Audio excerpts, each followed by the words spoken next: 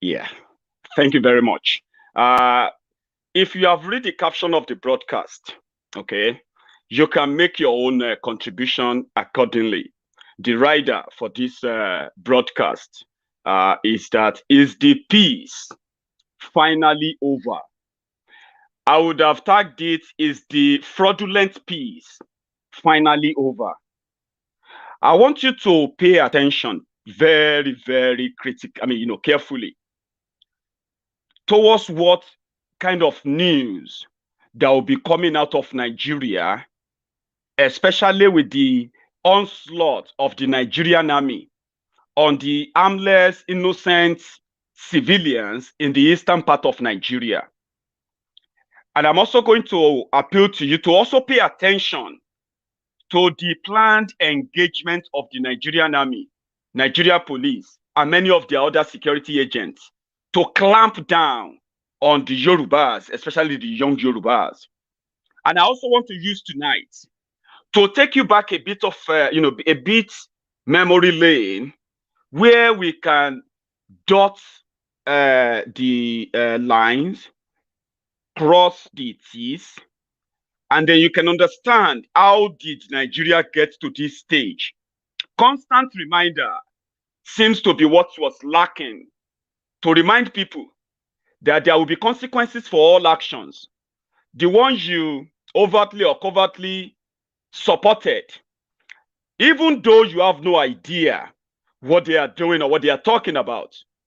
That is why Mayegun's Diary Political and so many other interesting platforms all over the social media are doing their best to keep you up to date, constantly remind you of the consequences of the decision they are making on your behalf and the excuses you are giving on their behalf too. However, I also want to remind all of you, all of us tonight, that whether you are for one Nigeria, whether you are for restructured Nigeria, whether you are for breakup of Nigeria, wherever you belong to, it has gotten to a stage where it doesn't really matter anymore. Everyone will arrive, like I said in my previous videos, everyone will arrive at their own moment of truth when the time is right. Nigeria is fraudulently structured, and this has generated what they call the ethnic supremacy. Supremacy that has to do with ethnic subjugation and suppression. And we will not pretend that this is not real. We know about the profiling of the Igbos in Nigeria. We know about the Cold War we don't know how, why, even though maybe we don't know why they still keep that up after the Civil War, yet we know there is still Cold War with, Nigeria, with the Igbos. This Cold War has made them endangered Nigerians in Nigeria. They started again the general mobilization, general awareness for why the Biafrans should not be part of Nigeria. Legitimate movement. Nigeria government, because they tagged it another sort of a supremacy or ethnic cleansing campaign, another opportunity for them to massacre the people they want to forcefully put in Nigeria. Don't pretend that that is not what they have in Nigeria, okay? Whether you are an Igbo man who have accepted yourself as a Nigerian, I understand. But you will not wish away the fact that being an Igbo man in Nigeria is tougher than being a Nigerian. Being a Nigerian alone is something that people are saying is enough if you get to heaven for whatever you have done. Being a Nigerian alone should qualify you to go to heaven. You know why? Because you have been to hell already, right? Then being an Igbo man in Nigeria, no matter how much they try to force this unity, try to, to preach these flowery words, we know about this discrimination, okay? However, as much as they are hiding it from many, many of you, posturing and picturing this beautiful Nigeria, united Nigeria, in the inside, we are at our different jugulars. We are holding ourselves here and there. We are waiting for an opportunity to crush ourselves. and the Igbos are always at the receiving end. They call them Biafran boys. They call them those who want to break Nigeria. Nobody wants to listen to why. The persecution, I'm talking about real persecution. They are cut across, even to the point that an Igbo man is not trusted to be a president of Nigeria. There's nowhere it is written. In their book, everybody is one Nigeria. But it's beyond that. That's politics. Economically, you will realize that, yeah, this is true, right? The Igbos themselves are building their own economy, while the politicians are frittering away every little opportunities that they could have used to protect those Igbo businessmen in Nigeria. Boko Haram's government made so many criminal, ludicrous, and retrogressive policies that primarily targeted the Southern and Igbo politicians. They are those into importation. Nigeria is an import-dependent country, right? When you look at those involved in that, they will need forex. Yeah, they ruined forex, destroyed so many businesses. They control the port. They can make your business go, as in you can even abandon the business with what they will do to your business when it gets to their port. All these targeted profiling, they are happening. People are enduring. It is beyond that. Nigeria is a place where criminals who promised peace, who promised prosperity, who promised, change, brought calamity, terrorism, banditry, and abject poverty, which has now snowballed and, crystallized crime in that country. They brought terrorists into Nigeria, and I have evidence, and I'm going to show you. That's why I'm going to take you back the memory lane a bit. Those you see today, either asking for Oduduwa Republic or for Biafra, starting from Mazi Nnamdi Kanu himself, was once pro-Nigeria. So if you are pro-Nigeria today, don't feel too too big about it. What is that thing that makes you think Nigeria is going to work? That you think others haven't really even done more? People are protesting today, home and abroad, organizing different protests everywhere, home and abroad, in defense of one Nigeria, one Nigeria. You won't be the first. Those who are asking that they are tired, they don't want to do it anymore. They were once pro-Nigeria. Pro-Nigeria. That same fake lie they sold to all of us. We were all pro-Nigeria. Oh, it's the bad leadership. It is beyond that. These people brought terrorists into Nigeria because of their own desperation for power, right? Finally, they gained power. They promised these terrorists a lot of things that they couldn't give, right? Now, they couldn't fulfill that. The people they promised heaven and earth during election, they couldn't fulfill that. The terrorists they promised, they paid money to come to the country. They couldn't fulfill their promises too. Now, the entire country is up in flames. But they need somebody to blame. Do you know who they are blaming? Biafrans. Do you know the number one person everybody wants to blame? Nnamdi Kanu. And you, possibly you are already blaming him too. Because according to you, Shebi and Nnamdi Kanu want to divide Nigeria. You forgot that the likes of Boko Haram, the likes of El Rufai, they actually paid terrorists to continue to commit crime, terrorism against Nigeria until they took over power. When they now took over power, they decided to also pay them then to stop the killing. Stop killing now, okay? Your brothers are in power. Stop killing. Today, the people who paid terrorists, those who paid them then, those who are still paying them now, they are all now pretending to be regretting because 2023 election is coming. Now, El Rufai is now saying, oh, nobody should pay any terrorists. The reason why they are attacking us in Kaduna is because we refuse to pay them. So people are beginning to say, yeah, I love this. El Rufai, very good. Don't be deceived. 2023 election, they are going to come back again. But let's go back to where it all started from. And I'm going to start from when they brought the terrorists. I'm going to show you again when Mazi Nnamdi Kanu himself was like you. And if you see anybody today saying, Oduduwa Republic, don't call them idiots. You might actually be the idiot who hasn't really actually have a personal soul searching. Question yourself, right? The people who are asking to break Nigeria, they are asking so because that's what they believe will save them from the calamity brought upon them by the Fulani terrorists who are now in power. We have evidence. It is not a makeup.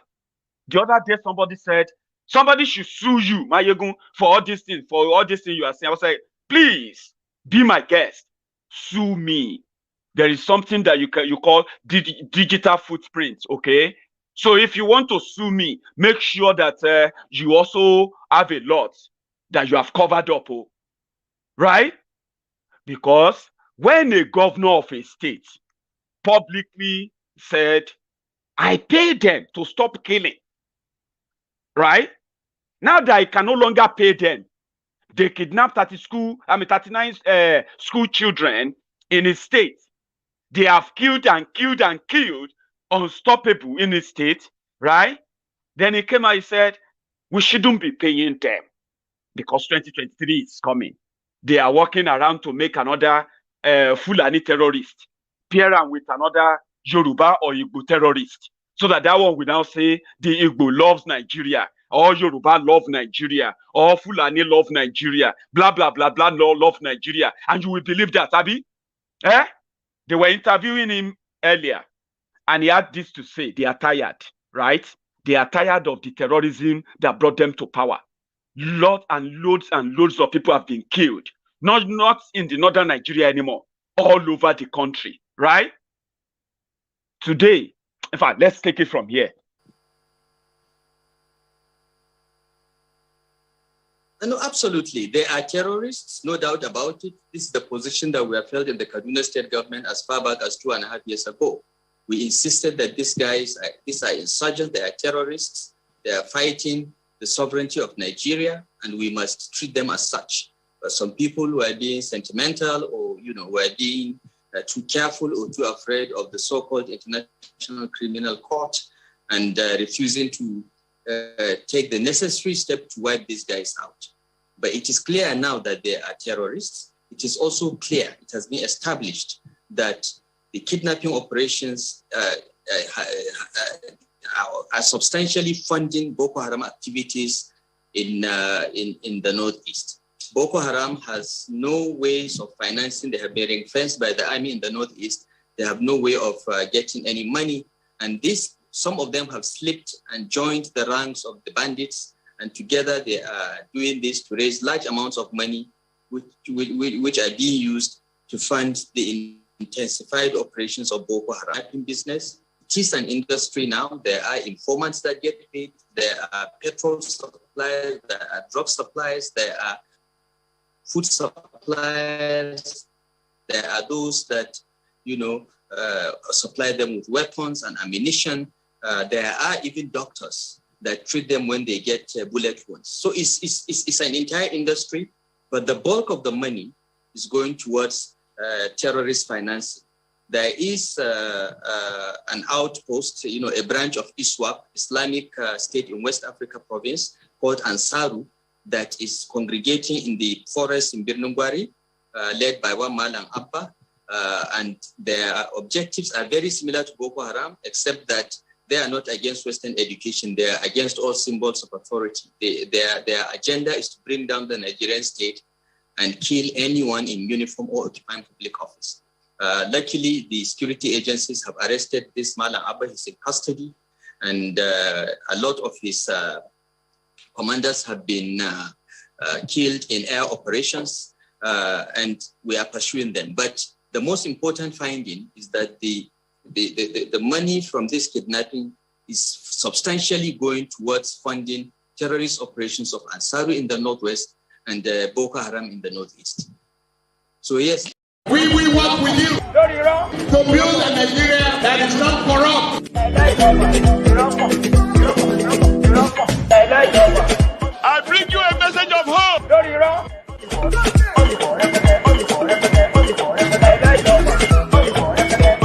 We are going to spend a lot of resources on education. Lórí irọ́, All a lie. Do you want to see El Rufaya, Kaduna Littlefinger? Do you want to see where he was defending the terrorists when he became governor? It was, they had the solution. They told you that they were going to expose the sponsor of terrorists, sponsor of Boko Haram, Abi.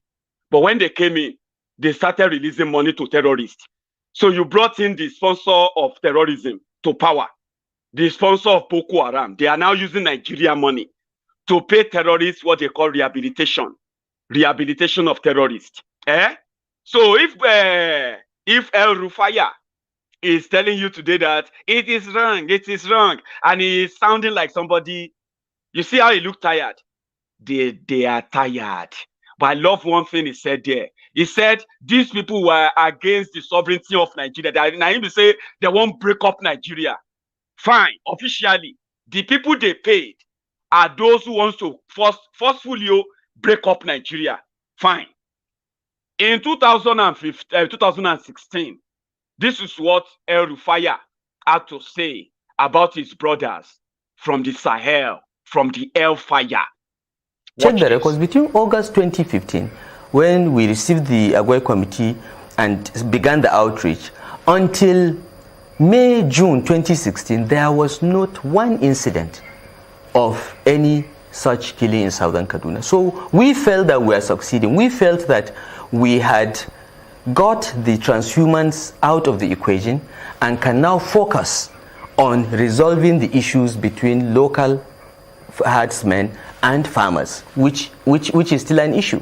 Okay, but yes, we offered them money. We said, look, if we have to pay you not to kill our people, we're happy to do it. Is that the only solution that you're adopting, to pay them to stop the killing? That is the only solution we can see. If anyone has a better solution, you should give us.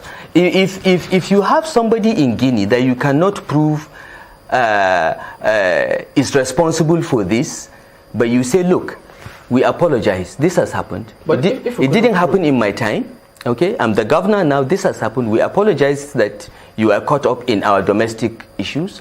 Have you lost cattle? We can pay. Have you lost lives? We can pay compensation. Compensation for lives and property has foundations even in the Quran and the Bible. Okay, so I don't understand why people would say, but what I said and what we tried to do was twisted, okay, by one newspaper largely, to say that I am paying herdsmen to kill.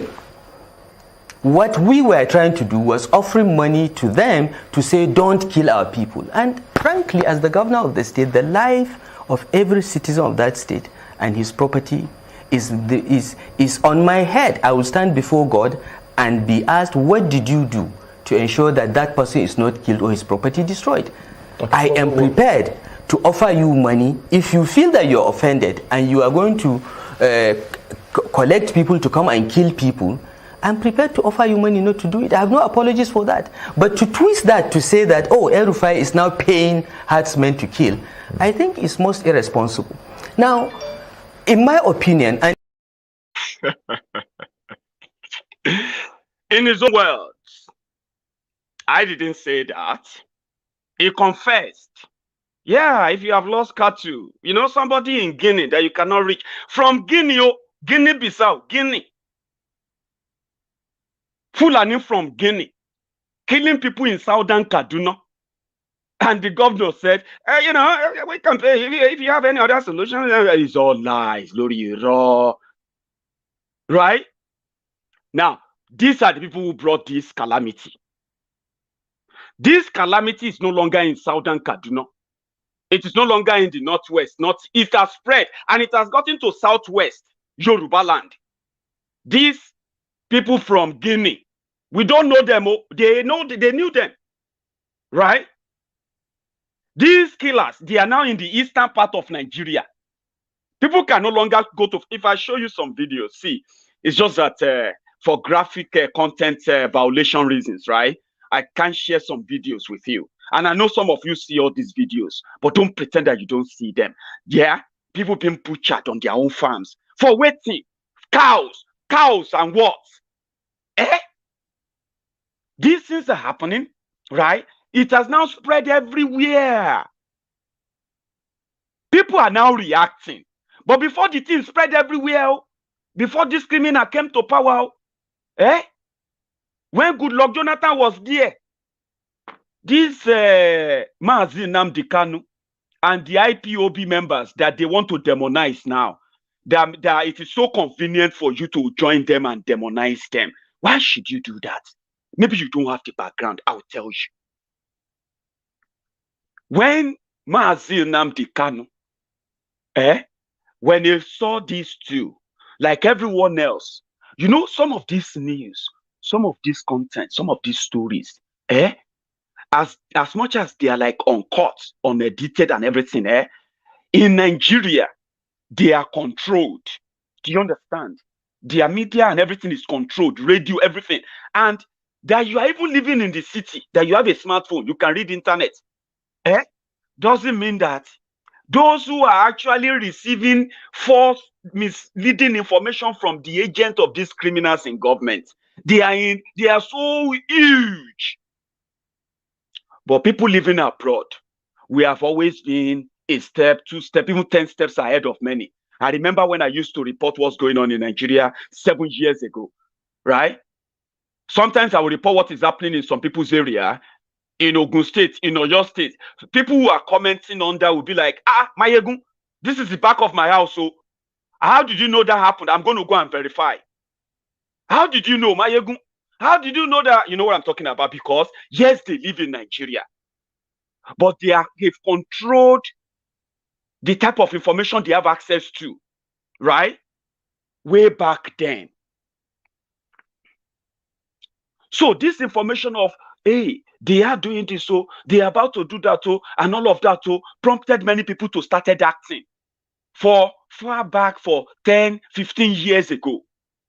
Before many people now have their Shinko phone shouting Sai Baba, Sai Baba, Sai Baba, the Cybarbarians. Before some of them finally have access to this Shinko phone or Obasanjo internet. Many people have been following developments in Nigeria, and they have been sad for the fact that people are going to die because they have no idea what was coming. Mazi Nnamdi Kanu, one of them, patriotic Nigerian, a Biafran, who love other Nigerians. 10 years ago, he was on the street of London, doing one thing that is about to consume Nigeria now. One thing, please stop these terrorists. Don't pamper them. Save the women. Back then, now northern Nigeria, Boko Haram, they have. The El Rufai, who use propaganda and these terrorists to come to power, who can no longer control them, who started paying them, who can no longer control them, right? The El Rufai and co, they were happy that Nigeria was burning, right? Now, Nigeria is like on the stretcher now, like Sonny Shehu or Shehu Sonny said or tweeted, right? These guys, so many of us, we were once patriotic Nigerians. Do you understand that? We care about everyone. We were concerned that if nothing is done, this tribal supremacy, this political divisiveness, this, what do you call it? This impunity that they are about to push, they were pushing then, was going to consume Nigeria. There's not going to be any unity. And nobody possibly listened, right? Peacefully in London, way back 10 years ago.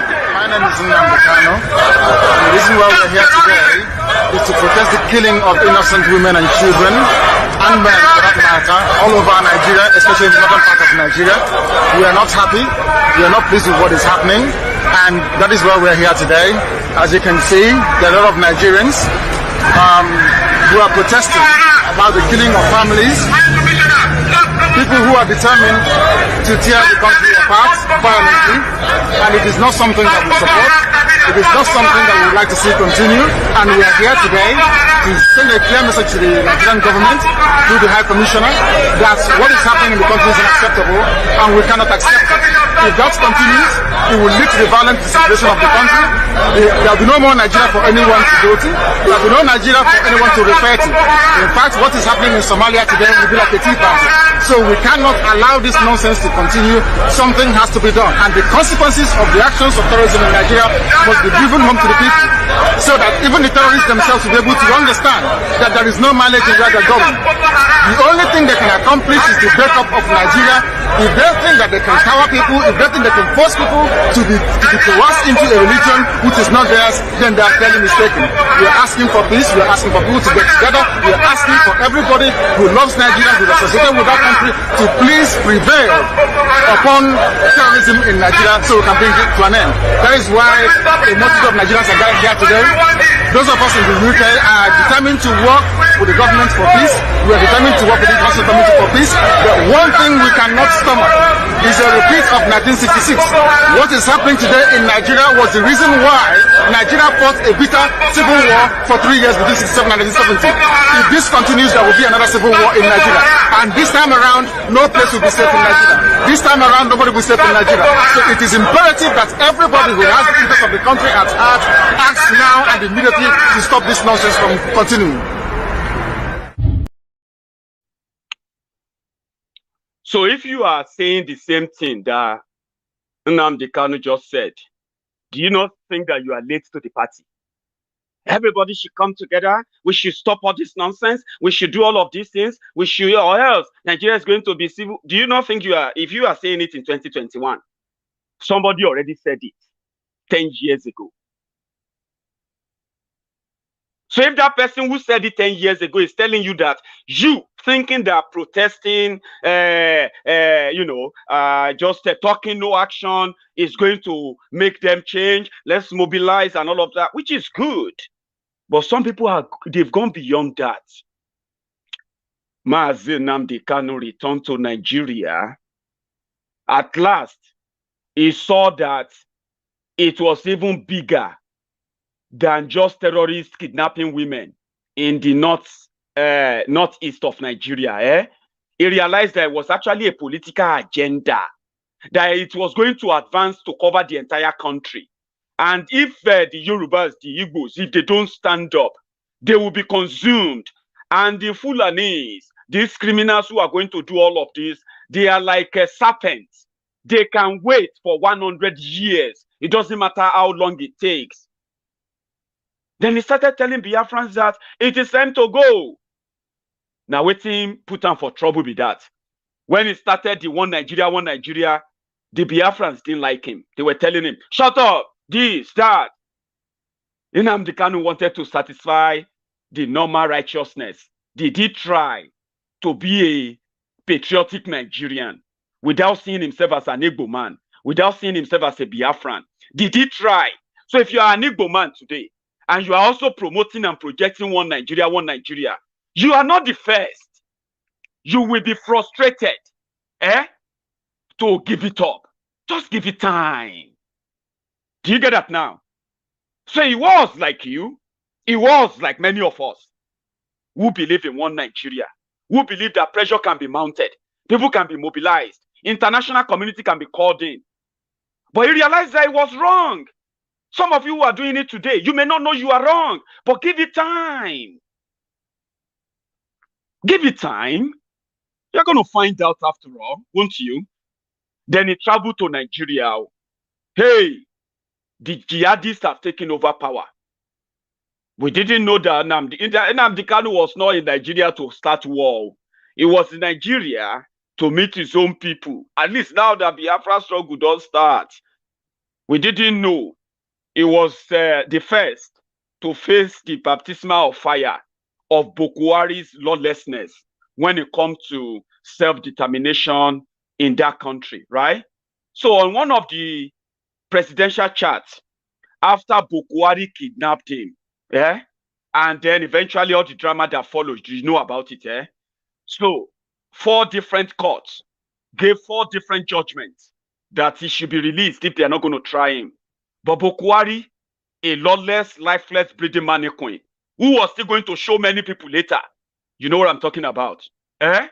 2016, they asked him, what is this thing that you can't let Mazi Nnamdi Kanu go?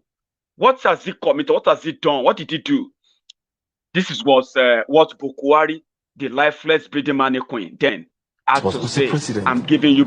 the State Security Service has consistently, since you came in, disobeyed court orders.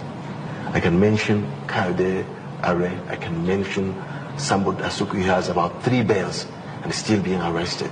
I can mention Patrick Bole Kemi. I can go on and on, Nnamdi Kanu of Biafra agitation. These people have legitimate bails from the court, and then they're still being held.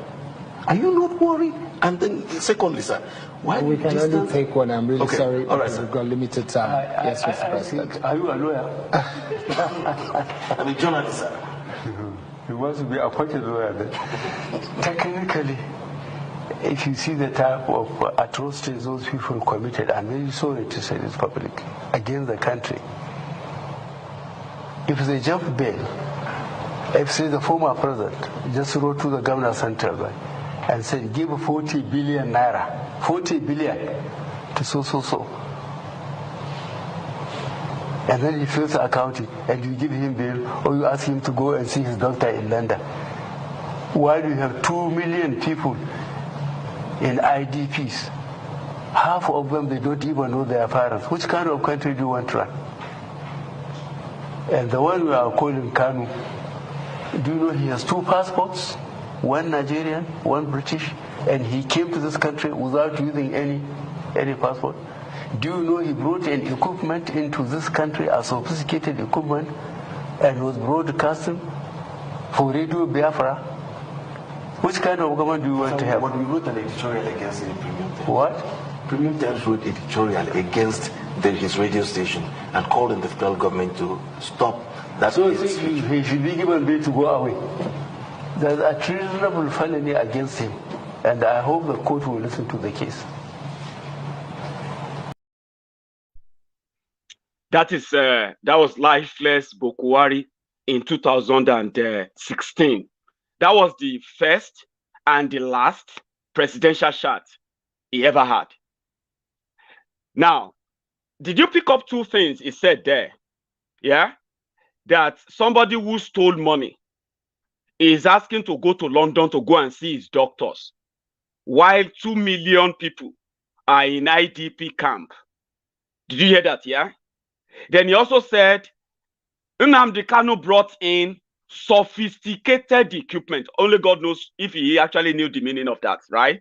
He said, Nnamdi Kanu brought in sophisticated equipment, like a weapon of mass destruction, to broadcast, to radio broadcast, something that can be done online, He said he brought it to Nigeria to be broadcasting Radio Biafra. Now, that is a treasonable felony, right? That was what Bokuwari said. Today, the ISWAP, the Miyetti Allah, the bandits, as they call them, Fulani terrorists, they are bringing in what? Rocket launcher, RPG, STAM, GRAM, whatever, yeah? To shoot and kill soldiers, IPOB members. They have killed nobody. Do you understand that?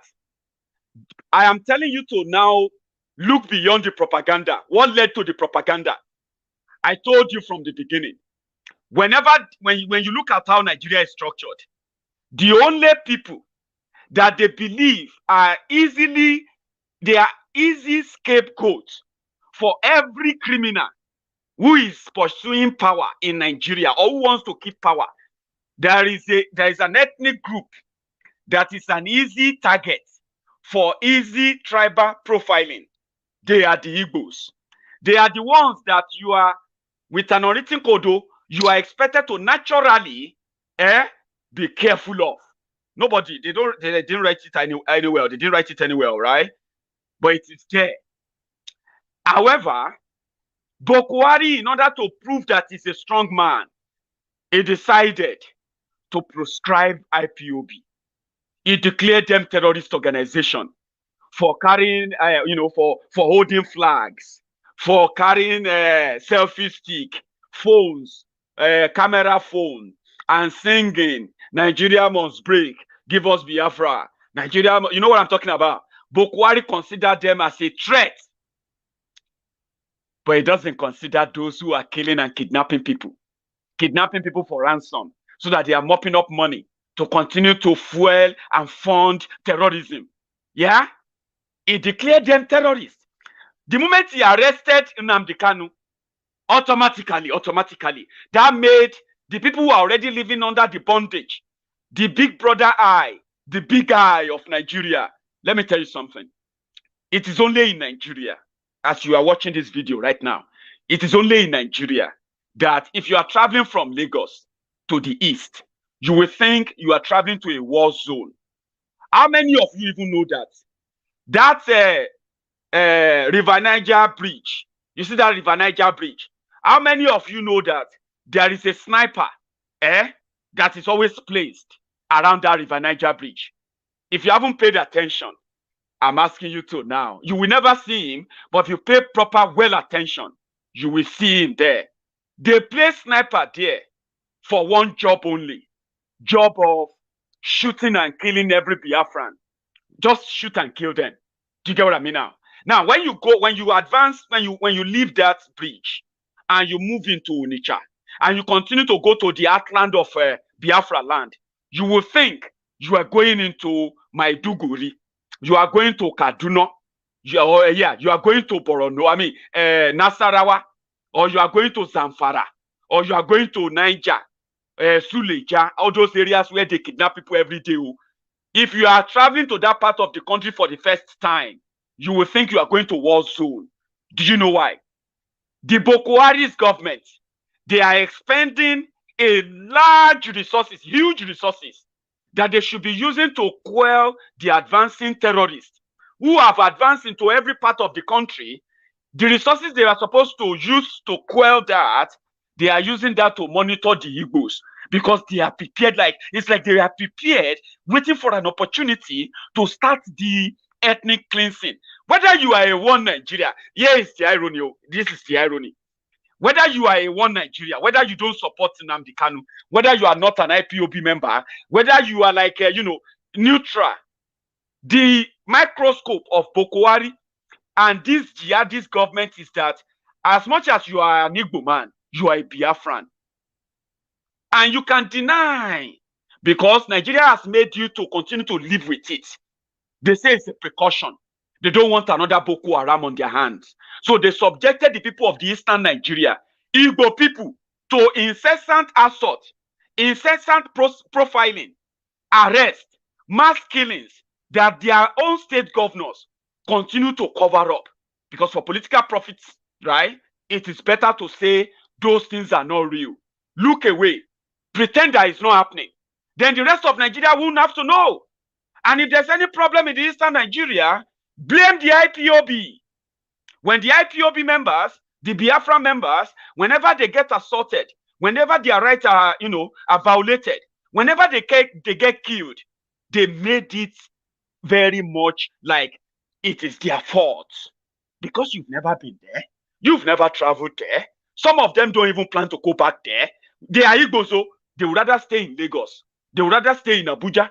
They would rather stay away from where they can continue to claim one Nigeria and deny those things, because they have trained themselves to accept them as normal. But one thing I'm talking about, consequences that all of us don't know is this: why they subject the people of the eastern Nigeria to this. Soldiers can just go into your streets and they can start shooting. If you try to ask them why, they will kill you. Right? And all they need to say is that you are an IPOB member. Even when people know maybe you are not even an IPOB member. Do you understand? Now, the propaganda is now to make an Igbo man blame Nnamdi Kanu. Why they ignore what pushed Nnamdi Kanu to decide to defend Igbo land. The majority of them, by the way. Do you understand that now? He didn't say he wants to shoot down Nigeria. He knew. And so should all of us, right? He knew that with what these guys are pushing, it will be a matter of time before the Yorubas will see it, before the Benues will see it, before the people of, the Benue Valley, the people of the Savannah Valley there, before they will see through the lies. But by the time they will see it, it might be too late. And he was right. They didn't kill anybody. Even when they are harassing them, when they are assaulting them, when they are doing all of this, when Nnamdi Kanu was released on bail, and the IPOB movement from every state in eastern Nigeria, and he was doing all this mass movement, there was never a time that they claimed that either people get killed, kidnapped, attacked. None. Despite the mass crowd everywhere, Now, when they realize that, oh boy, it be like say this thing don't they overpower us, so Igbo governors agreed that Nnamdi Kanu should be killed. And every time that Nigeria does something to Nnamdi Kanu, they ended up making more Igbo people who didn't believe in him before, right, to now agree with him. Every time they attack them, more people join. Let me tell you something. Even when they don't publicly agree, they disagree with him. He also saw that if the Igbo governors are not going to act, he would act. And act, indeed, he acted, right? Now, Nnamdi Kanu called on the Biafrans. There are some of you believe that they don't exist. On social media, this. People said they would die because they are already being killed. They have lost their brothers. They have lost their sisters. So many of them have lost everything. But Nigeria is saying, shut up. Don't say it. Keep your mouth shut, or else we'll kill you. Do you want to be killed? And some people are saying, if you won't kill us, it better make you kill us. We are not just going to keep quiet. And Nigeria criminals are telling you, they will crush them. They will crush them. With how many army? 120,000 army that they are not paying. The ones that cannot suppress the terrorists who are making every tribe in Nigeria to start thinking that it be like say we go end them. It be like say we will not be part of this. So I'm going to take you through other reasons why what Biafrans are going through, but they are made to just live with it. And their only offense is because they are Igbos. Whether they agree with Nnamdi Kanu, whether they don't agree with him, right? They have been condemned to perpetual profiling. Tell yourself the truth, right? And somebody saw it. He acted. He called people. They listened. ESN was bathed. And this is why. My name is Nnamdi Kanu. I am the leader of the indigenous people of Biafra. That name that strikes fear into the heart of the Fulani Janjaweed. When they hear IPOB, they start having nightmares. I lead that very movement. Movement of the children of light. And have we not brought enlightenment to all the people? This very movement that heaven ordained must free the whole of Nigeria. Everybody must be free. And that light, the same way that the sun rises from the east, that light is coming from the east, as always.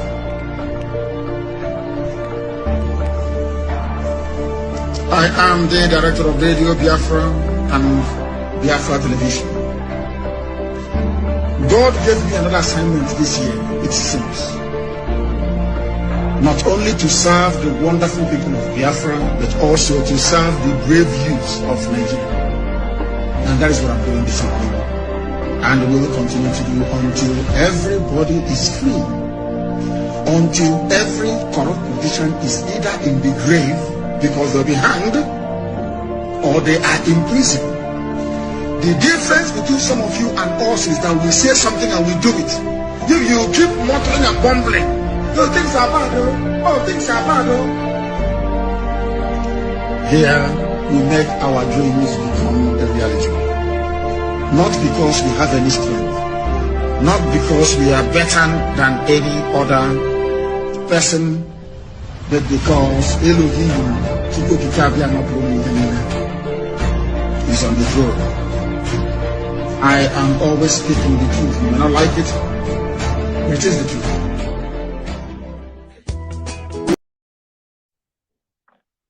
I just wanted you to see that when they talk about ESN, right?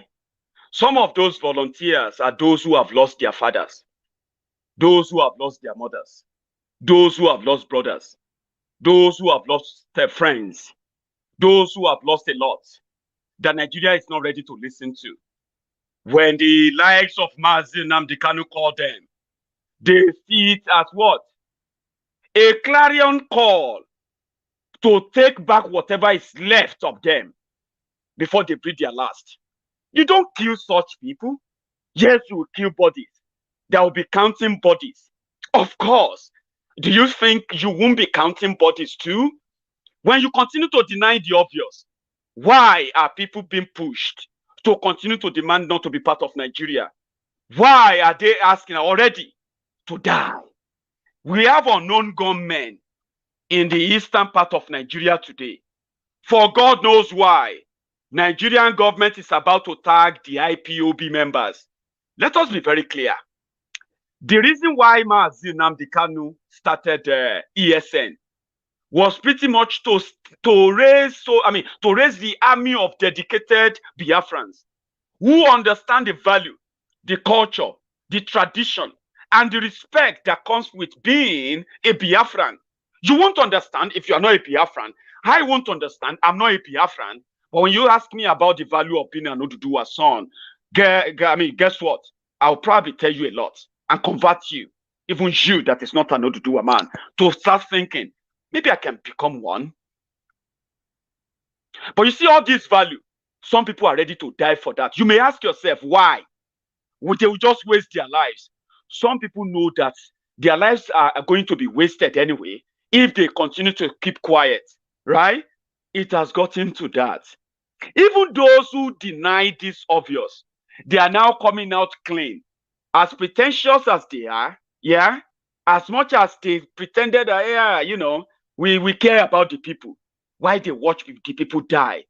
The ESN was started to stop the advancement of these terrorists from stopping the Igbo men and women, Biafran, aged and the vulnerable from going about their daily businesses, which you all know, as you all know, they are businessmen, they are farmers and all of that, right?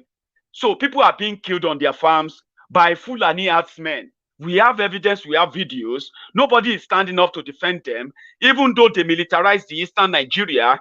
The purpose of militarizing the eastern Nigeria is not to stop criminality. It's not for them to stop terrorism. It is actually for them to unleash terrorism, to unleash terror, which is what they are doing on the people of the eastern Nigeria.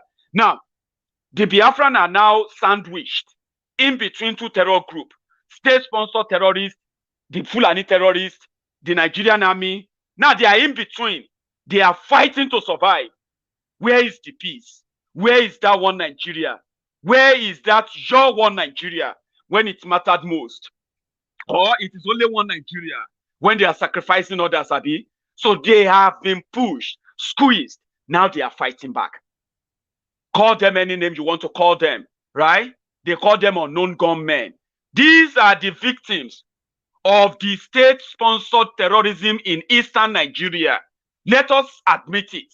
When we admit it, we can then begin to dissect how we can solve it. And it seems that they also have the solution. Break Nigeria up, give us Biafra, keep the rest of Nigeria who wants to be part of Nigeria. How is that too much to ask? People are being killed. They did it in Olu. The governor of Imo State said he ordered the military to come to Olu. The governor knows that the ESN members, you will never find them on the street. You will never find them in town. They are always in the forest. The governor knows, but because they always love the blood and they want to brag about it, they told their killers to come in and start shooting and killing people indiscriminately. And they covered it up. Now, the people who used to carry flag, who used to carry their own camera phone and all of that, they are now being dragged into the city to defend the people that the governors of this state promised to defend. Now, the governors are trying to make the ESN, the IPOB, as the enemy, not the main threat. that is making them useless and the enemy of their own people. So everybody wants to blame Nnamdi Kanu. Everybody wants to blame IPOB, right? For standing up to defend themselves, but they are ignoring all those who are victims, who can always go out and do their own bidding without waiting for Nnamdi Kanu or anybody, right? Because they know that the coward Nigerian army, they have searched all the forest. They couldn't find any ESN to shoot and kill, right? Now they went into the city, into towns, into communities, shooting and killing innocent people, including women. Listen, this is not a joke. These guys, they kidnapped over 80 people in Obigbo, in Rivers State. Rivers State, they kidnapped in Obigbo. Obigbo is a community that is a Biafra community in Rivers State, majorly Biafra community, right? Because Wike wanted to prove to Mazi Nnamdi Kanu that he has more power, he ordered the military to go to Obigbo. After they killed and killed and killed those they will kill, they kidnapped over 80. And they transported them from Obigbo to Suleja in Niger State, where the bandits have run the state aground, yeah? And until people discovered them, for months, they were torturing them. They were raping the women. They were violating the men. They were doing all manner of things to them. But media in Nigeria buried it. Until the IPOB hierarchy found them, and they were able to secure the release of about 8, well, so far so good, they've released all of them. Who do you think those people will turn out to be? And how do you think they are going to treat the Nigerian army, treat the Nigerian police, when many of them are not even, they are not IPOB members, Their only offense was because they were Igbos. And the people the IPOB members who used to carry phone and flag, they are no longer just carrying phone and flag. They have picked up arms to defend their people from these terrorists that can walk into your town and start shooting you, kill you in your sleep, children, women, kidnap them, rape them, and cover all of that crime up, right? All those who are perpetrating all of this, they have one person to blame. By the time they finish with all these atrocities, they will say, now IPOB cause them. Now Nnamdi Kanu is sending people to go and be killed. They are telling you to ignore. They are telling you to ignore the atrocities that is pushing people in. Now they have unknown gunmen, right? Before we get to unknown gunmen, right? Soldiers are killing people. Fulani terrorists are killing people. And I'm not joking. And if you don't believe me, here is what happened in Ebonyi State. Ebonyi State Governor Dave Umahi publicly disagreed with Nnamdi Kanu, publicly mobilized that Nnamdi Kanu should be killed, publicly publicly he declared IPOB members as terrorists in Ebonyi State, all to satisfy the people who told him that Nnamdi Kanu is a problem. And if we ever see you to associate with him, we'll consider you as an enemy. The people he was trying to satisfy, they still came and killed people in Ebonyi. And Nnamdi Kanu, what happened again? He got vindicated. You know what that means? It means that he was right, right? See the governor to let you know.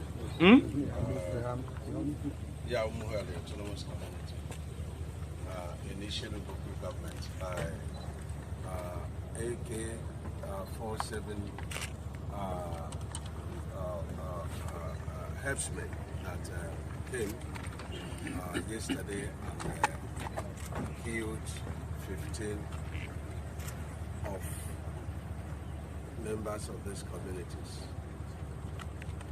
I remember that about a year ago, we had an incident of killing of 2 herdsmen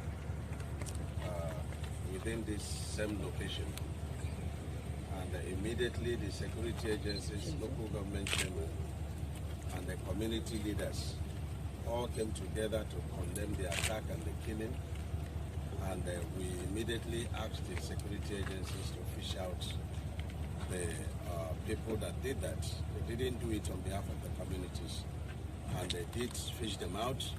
And as we talk, they are standing trial in Ebonyi State. And the community and the government and security agencies appeased the herdsmen and made peace with them. And so it is very shocking that overnight all the herdsmen in Ishelu local government vacated Ishelu local government, which means that the local herdsmen are part of the conspiracy of the killing of our people. They vacated despite all the efforts that my government, governors of Southeast and security agencies have been making to give them full protection, not only in Ebonyi State but the entire Southeast. We feel so sad that this kind of thing should happen to Ebonyi State. We feel so worried for our country, Nigeria. We are short of words, and good enough we have some traces of the sponsors, we have traces of those who came here. I will not disclose it, but I'm going to escalate. Now lie, now lie, and I will show you why. We work with you to build a Nigeria that is not corrupt. I bring you a message of hope.